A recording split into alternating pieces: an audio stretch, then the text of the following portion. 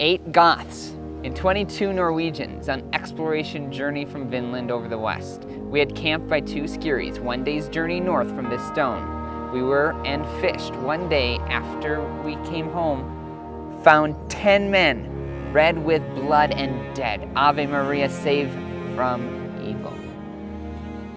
We're standing on a hill near the town of Kensington in northern Minnesota. This region is the headwaters of the Red River, which flows north to the Hudson Bay.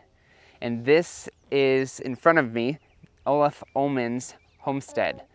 The place we're standing is a county park, marking the location of his discovery of a Viking rune stone. So I relate to this story of Olaf Ullmann because when I was a little girl, my mom and my grandma told me the story of how my ancestors came here. Our ancestors came here as immigrants just like Olaf did. And actually his father did. His father was a farmer in Sweden, but the kind of farmer that didn't own land and never could because of the laws in Sweden. So he came here after a promise from the US government that if he farmed land, he could have that land. So this place with its beautiful rolling hills and the lush greenery was really attractive to people who wanted to make a life for themselves and to expand their ownership of land. So Olaf is the son of an immigrant, and because of his father's labor, he got to purchase a farm, which is right here. And he, over the years, expanded it a little bit every year. And the year of 1898, he was with his sons, Edward and Olaf Jr., and they were digging out some trees to make room for a larger field. And wrapped up in the roots of one of the trees they were digging up was this stone. And Edward was the first to realize there's writing on this stone. And so they dug it all the way out and they took it to some people in town, some pastors, and there was, I believe there was an archaeologist, and just had so many questions about what it was. And in many ways, this stone's appearance on Olaf's farm and in his life was as much an upart, or an artifact out of place, as it was to the historians he brought it to. So it was a surprise to him, and it was a surprise to people who assumed that the Vikings had not been here. So it just changed everything about the way we look at exploration in ancient times. So Olaf Ullmann, after discovering the stone, sent it to experts to have it evaluated and determine what it actually said and translated. The translated front of the stone reads, 8 Goths and 22 Norwegians on an exploration journey from Vinland round about the west. We camped by a lake with 2 rocks 1 day's journey north from this stone. We were out and fished one day. After we came home, we found 10 of our men red with blood and dead. Ave Maria, save us from evil. And the side of the stone records, we have 10 of our party by the sea to look after our ships, 14 days' journey from this island in the year of our Lord, 1362. Since the discovery of the rune stone, many theories have arisen attempting to explain how the expedition arrived in Minnesota. The most plausible route they would have taken would carry them northward along the coast of Canada and along the shores of the Hudson Bay, then up the Nelson River to Lake Winnipeg. From there, they could have continued up the Red River and then overland to the Kensington area.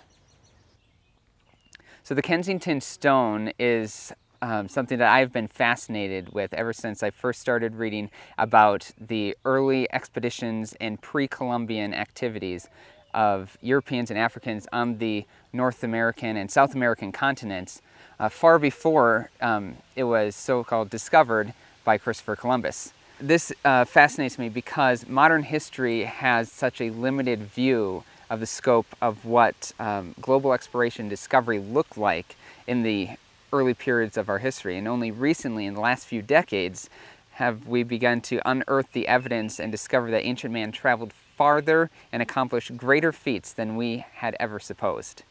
For the first time in hundreds of years, we're able to grasp this piece of history, learn lessons from those who took great risks, and glorify God with what we learn.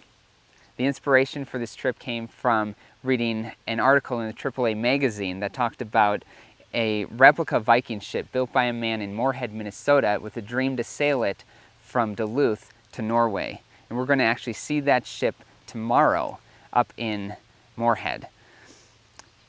We decided to come on a little vacation / research trip to collect and summarize all that we can find about Viking history and to determine who were they, what was their role in history, and how did they get to Minnesota. Besides the Kensington Stone, there are a number of other sites on the American continent that demonstrate the Viking presence here.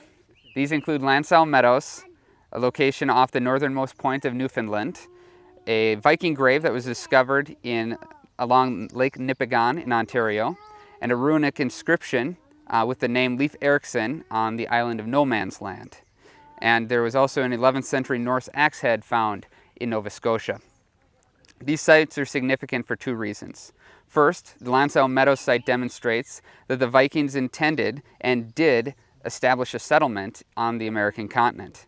They erected a permanent dwellings in hopes of future long-term establishment here. And secondly, the various artifacts discovered across the wide scope of the land demonstrate that the Viking people were of great enterprise and endurance. They traveled thousands of miles by ocean, sea, and riverways in search of unexplored and unknown lands. Everyone has a perspective on the Vikings. They were fearless sea voyagers, valorous warriors striking terror in the heart of medieval Europe, intrepid explorers searching out new frontiers, or greedy, bloodthirsty pagans. The Viking period lasted for nearly 300 years, between the years of 793 and 1035. It ends almost as suddenly as it begins. What were the motivating factors of the Viking Age? Who were the Vikings and what did they accomplish? Did they really travel all the way to North America? And what brought this epoch of history to a close? We'll answer these questions and more in the next few weeks. So our goal for these episodes is to simply create a concise memoir of sorts for our future selves and other history enthusiasts and not so history enthused, basically anyone interested in the Vikings and interested in what happened. There's new research now more than ever that is allowing us to understand better what happened during the Viking Age, and there's a whole bunch of fascinating clues to explore and lessons to learn, and we're excited to take you all with us in the next few weeks as we release these episodes, and specifically what Central Minnesota has to tell us about the Vikings, and also what some extant works that we've been reading have to tell us. We've been reading some old Norse sagas, and Emily, we're all going to share little snippets from our favorite Norse sagas. They're actually really hilarious. Emily and I were laughing the other night. One of the women in the Norse sagas was described as a strapping large woman. Yeah, a great big strapping woman. So, yeah, they're pretty comical. And we've also been reading the Anglo-Saxon Chronicles, which are actually a really good history source, and the Book of the Icelanders, and collections of other ancient documents. And they've really been helping us understand who the Vikings were and what we can learn from their story. And at the end, we'll evaluate what we've learned and give some of our takeaways, and we hope you'll share your takeaways with us as well. On Fridays, we're going to have question and answer time, and that's when we kind of saved up all our extra trivia, linguistic, archaeological, etc. So join us for lives on Fridays as well, and we'll see you there.